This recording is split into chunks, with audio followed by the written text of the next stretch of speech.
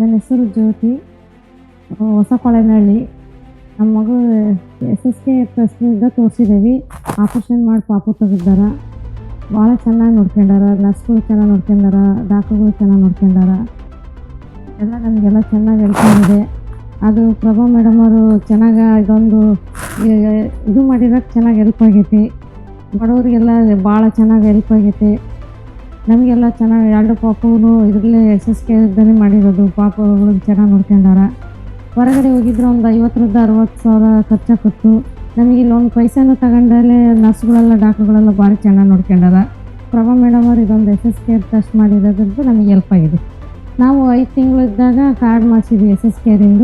5 ತಿಂಗಳಿದ್ದಾನು ಆಕೆ ಡೆಲಿವರಿ ಆಗಿ ಈಗ ಮನೆಗೆ ಹೋಗೋವರೆಗೂ ₹1 ಪೈಸೆ ಇಲ್ದಲೆ ಚೆನ್ನಾಗಿ ಖರ್ಚಿಲ್ದಲೆ ಚೆನ್ನಾಗಿ ನೋಡ್ಕೊಂಡಾರ.